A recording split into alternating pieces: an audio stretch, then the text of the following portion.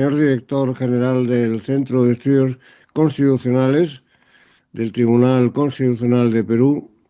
señores magistrados que están conectados a esta sesión, señoras y señores. Participo con mucho placer en esta celebración del 30 aniversario del Tribunal Constitucional de Perú, entidad por la que tengo la máxima admiración y respeto y cuya jurisprudencia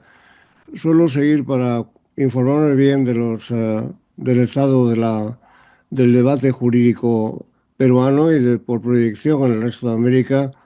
también hispanoamericano. Me han pedido que les hable esta mañana del lenguaje claro. El lenguaje claro en las políticas y el movimiento del lenguaje claro se han convertido en un gran fenómeno universal para toda el área hispanohablante, pero también para todos los ámbitos dominados eh, por otras lenguas universales. El lenguaje claro ha dado lugar a la creación en el ámbito comunitario hispanoamericano a la constitución de una red de lenguaje claro, llamamos Red Panhispánica de Lenguaje Claro, a la que se han asociado muy rápidamente una enorme cantidad de instituciones de todos los países de Iberoamérica. Ya somos en la actualidad 572 miembros a la altura de junio de 2026. De ellos, 224 son instituciones públicas y 348 instituciones de carácter privado. Subrayo el carácter institucional del movimiento porque los miembros de esta red son organismos de mucha relevancia, que van desde la Secretaría General Iberoamericana, la Organización de Estados Iberoamericanos para la Educación, la Ciencia y la Cultura, la Conferencia de Ministros de Justicia de los países iberoamericanos, el Consejo Judicial Centroamericano y del Caribe, Cortes de Justicia y Consejos del Poder Judicial de la práctica totalidad de los países de Iberoamérica, puesto que son todos los integrados en la Cumbre Judicial Iberoamericana. Destaco especialmente la incorporación temprana de Perú. Las redes nacionales de lenguaje claro, constituidas antes que la panhispánica en diferentes países del área americana, como Uruguay o Ecuador, de nuevo Perú con su propia red, Chile o Colombia, muchas universidades, entidades y fundaciones que prestan servicios de interés general en diferentes ámbitos de la sociedad civil y desde luego también muchos medios de comunicación interesados en este gran movimiento jurídico, político y social. La preocupación por el lenguaje claro tiene que ver en el ámbito jurídico por ese arrastre que tenemos tanto los juristas de toda clase, el legislador, los jueces y los funcionarios, los abogados, de una fama antigua de oscuridad que ha sido extendida y valorada como una mancha que nos afecta a los profesionales por ser una cualidad buscada, voluntaria, manejada con el propósito de crear pequeñas comunidades de iniciados en un lenguaje inasequible para los ciudadanos comunes. La dificultad de comprensión de cualquier persona externa al círculo de los iniciados dotaría a los que realmente dominamos la técnica de arcanos jurídicos difícil de penetrar por los demás. Esta observación, además de muy injusta, no ha sabido examinar bien cuáles son las causas de la oscuridad. Los movimientos universales en favor del lenguaje claro han tratado de identificar las causas lingüísticas y las causas jurídicas de la oscuridad del lenguaje y sobre todo cómo remediarlas. La oscuridad lingüística del lenguaje de los juristas viene de muy antiguo, ha sido denunciada desde el derecho romano hasta la actualidad, pasando principalmente por la época de la Ilustración, los grandes filósofos que procuraron, que querían, desde luego, conseguir claridad para las leyes, dando recomendaciones sobre la mejor manera de constituirlas. Cito entre todos las aportaciones de Montesquieu o de Jeremy Bentham, que estuvieron muy pendientes de proponer fórmulas para mejorar la claridad de la legislación y de las resoluciones judiciales. En punto a la claridad del lenguaje, la Real Academia Española ha venido haciendo desde hace ya muchos años muchos esfuerzos por proponer, por establecer herramientas adecuadas que ayuden a mejorar esa calidad y la claridad.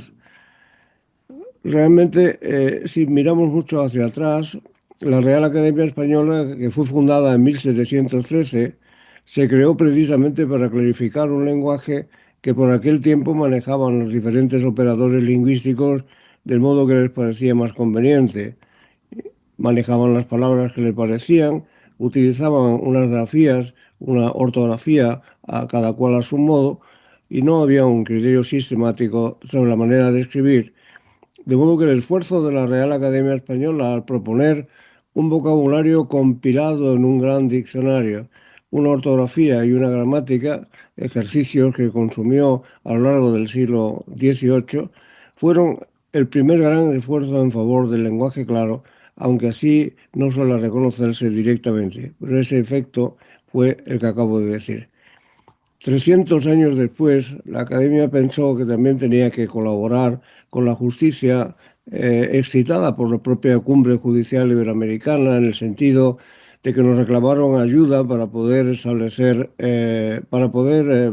crear herramientas adecuadas para mejorar el lenguaje de las sentencias y resoluciones de los tribunales. De esa manera nació el libro de estilo de la justicia, que es la primera gran reflexión de la Real Academia sistemática sobre el lenguaje claro. Se dice en el libro de estilo de la justicia, que el lenguaje jurídico es un tecnolecto o lenguaje de especialidad. Es decir, es una ciencia que posee una terminología específica propia de su ámbito. Este reducto técnico es fácil de eliminar y es difícil, quiero decir, de eliminar, y sería inconsecuente intentar prescindir de él porque contribuye de forma decisiva a precisar el sentido de los conceptos y hacer más exacto el discurso jurídico. Esta precisión es del todo necesaria tanto en las leyes como en sus aplicaciones judiciales y administrativas. Es cierto que puede perjudicar la comprensión de los ciudadanos no especializados, pero es inevitable porque una alteración de la tecnología, además de generar inseguridad, porque los conceptos técnicos a que me refiero tienen un significado que está consolidado en la jurisprudencia y la doctrina de los autores, además de variar, los digo, obligaría a renovar un lenguaje asentado durante siglos. Es recomendable no abusar de él y buscar alternativas más fáciles de entender cuando sea posible, sobre todo cuando se trate de resoluciones que afectan a los ciudadanos, pero prescindir del tecnolenguaje creemos que es imposible. Partiendo de esa consideración, en el libro de estilo de la justicia que antes he mencionado, hicimos ver que la terminología jurídica ha heredado muchas de sus voces de fuentes, en las fuentes en que se inspira. El derecho romano nos ha dejado muchos latinismos crudos o literales como litis, petitum, factum, nasciturus, ab initio, ab intestato, al límite, al limine, habeas corpus, ipso iure, sub judice, etc. Del latín derivan también muchas palabras adaptadas a nuestra lengua, como abolir, abrogar, delito, usufructo, precario, y otras tantas han sido creadas modernamente sobre base latina. Pero también las hay que son adaptación del griego, como amnistía, enfiteusis, hipoteca, democracia, o también del árabe, como albacea, alevosía, alguacil, alquiler, arancel. Por supuesto, tenemos un buen puñado de galicismos y de anglicismos que hemos incorporado sin ninguna dificultad.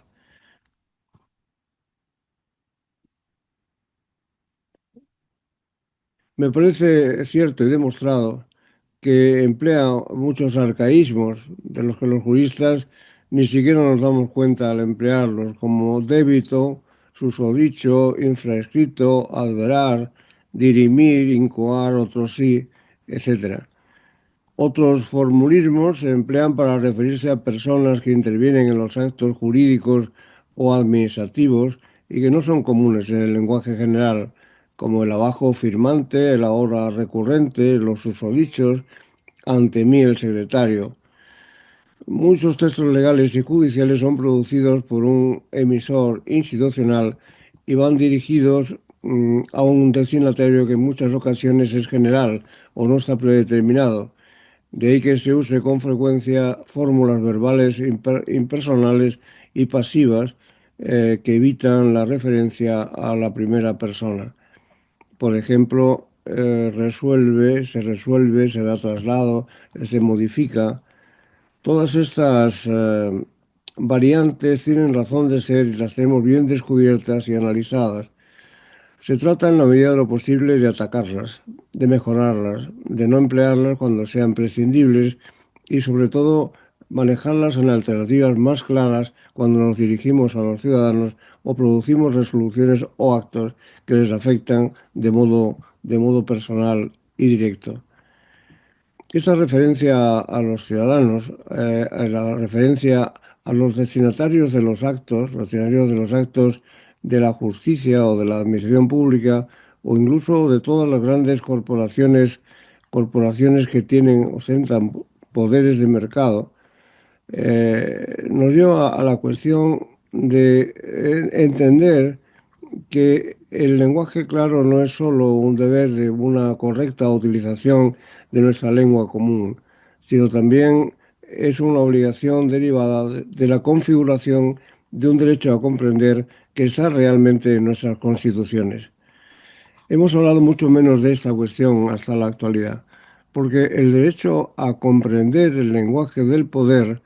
no aparece en las constituciones vigentes de nuestros países. No contamos con prescripciones, al menos en las constituciones tradicionales de mediados del siglo pasado, prescripciones con las que se pueda construir el contenido de la obligación de que los poderes públicos utilicen un lenguaje claro. Cuando las constituciones, como ocurre con casi todas las nuestras, tienen carácter normativo, todos sus preceptos vinculan a todos los poderes públicos, pero no existe en ellas ningún precepto que fije la obligación de utilizar en las comunicaciones dirigidas a los ciudadanos un lenguaje inteligible ni tampoco un derecho fundamental a comprender. No figura positivizado un derecho cuya observancia por los poderes públicos esté garantizado mediante la consecuente protección jurisdiccional frente a las posibles violaciones. Dada esta situación, que por el momento es la más general en las constituciones vigentes, la configuración de la mencionada obligación y la exigencia del indicado derecho depende de tres fuentes principales. La primera es la posibilidad de deducir su vigencia de la consagración constitucional de otros derechos en los que el derecho a comprender pueda entenderse incluido. Este es un método de interpretación que las constituciones han extendido y que en la jurisprudencia constitucional aparece frecuentemente utilizado, igual que en la jurisdicción ordinaria, y ha permitido en bastantes ocasiones el reconocimiento de derechos nuevos. La segunda vía de afirmación de esta clase de derechos son las normas internacionales y supranacionales. En el caso de España y los demás países miembros de la Unión Europea, son muy relevantes la Carta de Derechos de la Unión, aprobada en 2000, que es una declaración que comprende todos los derechos políticos, económicos y sociales más habituales. La tercera vía es la legislación, que en aplicación de determinadas normas de la Constitución y sus interpretaciones jurisprudenciales, ha desarrollado políticas no prohibidas por la Constitución que reconocen el derecho a comprender. Los preceptos de la Constitución, lo acabo de decir, vinculan a todos los poderes públicos, pero el grado de esa vinculación depende del contenido o carácter de cada precepto constitucional. En la Constitución hay consagrados principios y valores que por su carácter tienen enunciados abiertos y que necesitan una concreción de la que se ocupan el legislador o los tribunales.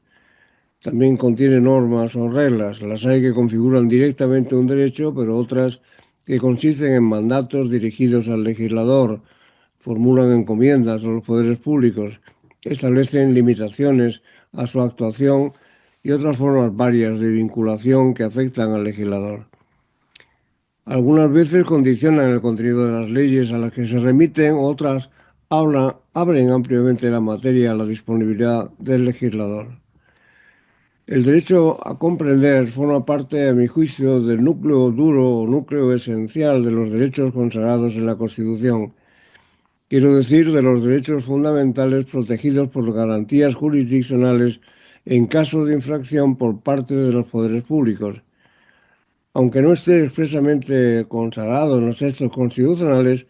es posible considerar que forman parte de otros derechos expresamente consagrados o de obligaciones impuestas por los poderes públicos. De esta manera, el primer problema que suscita el derecho a comprender el lenguaje del poder es el muy antiguo de la identificación del derecho vigente. Nos enfrentamos de nuevo con el problema del conocimiento del derecho, que es cuestión tan antigua como que viene directamente del derecho romano, donde se planteaba la cuestión en esos mismos términos. En los códigos civiles es frecuente que aparezca la fórmula "la ignorancia de la ley no excusa de su cumplimiento", lo cual es una prescripción que algunos han tenido por verdaderamente absurda. Un gran jurista español del siglo XIX-XX decía, a propósito de la incorporación de esa máxima a nuestro Código Civil, que constituye un escarnio y la más grande tiranía que se haya ejercido jamás en la historia. Pero está en nuestro Código Civil y se ha mantenido, y quienes han analizado su origen la han visto consignada en el derecho romano, donde se establecía también la presunción juris et de jure de que todos los ciudadanos tienen la obligación de conocer las leyes. Se interpreta más bien como la imposibilidad de que los ciudadanos puedan arguir error de derecho contando con planteles tan brillantes de juristas como hay en todos los países y existían a disposición de los ciudadanos ya en los tiempos del derecho romano. Puede haber un error de hecho justificable, pero no cabe justificar los errores de derecho según esta doctrina. De un modo específico, son relevantes para la consagración de la claridad algunos textos, algunos preceptos constitucionales que existen en todas nuestras constituciones y que pueden ser interpretados por los tribunales del modo en que efectivamente lo han hecho algunos tribunales constitucionales, y aunque no conozco al pormenor la jurisprudencia del Tribunal Constitucional peruano, seguro que contiene consignaciones semejantes a las que voy a señalar. En primer lugar, en las constituciones encontramos principios en los que puede entenderse implícita la obligación de hacer efectivo el derecho de comprender, como el principio de igualdad y las obligaciones que imponen las constituciones a los poderes públicos de remover los obstáculos que impidan o dificulten en plenitud y facilitar la participación de todos los ciudadanos en la vida política, económica y social. Sin normas claras no es posible la participación democrática ni el acceso incondicionado a los derechos y obligaciones que en ellas se establecen. La libertad de comunicación, como es bien conocido, tampoco puede concebirse como un derecho exclusivo a expresar ideas y opiniones, sino también como un deber de hacerlo con arreglo a la verdad y al derecho de los demás a estar informados. Por otro lado, la incorporación a la Constitución del concepto de ordenamiento jurídico exige que la producción normativa se atenga a criterios sistemáticos. Las normas que se incorporan al ordenamiento tienen que ser elaboradas y aprobadas por el legislador considerando esta exigencia. De ella puede deducirse que es obligatorio prever con toda la exactitud razonablemente posible los efectos de las normas nuevas sobre el derecho vigente, de modo que ocupen aquellas un lugar definido y no sean fuente de confusión en el ordenamiento en el que se integran. En tercer lugar, el principio de legalidad, que en nuestras constituciones es una regla clave y que exige que la ley describa exactamente el supuesto de hecho y defina la acción prohibida cuando es una norma prohibitiva, de modo que sea posible a los destinatarios de la norma programar su conducta y saber anticipadamente las consecuencias de su cumplimiento. En España, tanto el Tribunal Constitucional como a escala europea el Tribunal Europeo de Derechos Humanos han interpretado que no puede considerarse que en el concepto ley, cuando los preceptos exigen que una conducta esté tipificada en la ley, no puede entenderse que sea verdaderamente una ley, un texto que no está redactado con suficiente precisión. Contamos con muchas sentencias que no citaré de ambos órdenes jurisdiccionales donde esta exigencia se establece. Una ley, por tanto, que no cumpla con el requisito de la precisión puede ser considerada inconstitucional. Esta doctrina de la vaguedad ha sido interpretada por algunos tribunales no solo de nuestra área, sino también del área anglosajona, el norteamericano, en sentencias reiteradas. En cuarto lugar, la doctrina de la jurisprudencia moderna exige esa claridad a efectos de delimitar la discrecionalidad administrativa. El legislador no tiene libertad absoluta ni para atribuir potestades discrecionales a la Administración en cualquier materia, ni para decidir qué contenido de poder habilita a favor de la misma. Esto es claro cuando se trata, por ejemplo, de materias reservadas a la ley. La norma legal atributiva de poderes discrecionales a la Administración solo será constitucionalmente legítima cuando contenga determinaciones esenciales, principales o básicas que van a presidir la intervención administrativa que programa. Cuando las leyes contienen regulaciones restrictivas de los derechos y libertades, es exigible que tengan la suficiente densidad normativa como para que sus aplicaciones administrativas sean previsibles y no permitan un ejercicio de las potestades atribuidas de modo no igualitario o injusto. Se nos está abriendo, diré incidentalmente, el mundo de la inteligencia artificial y la programación de algoritmos que van a resolver también cuestiones conflictivas y que afectan a los derechos y que tienen que cumplir exactamente con esta obligación, construcción establecida por el clásico derecho constitucional y administrativo. Esa clase de reglas tienen especial relevancia en el ámbito tributario, por ejemplo, donde debe ser especialmente proscrito el lenguaje legal que sea vago o versátil.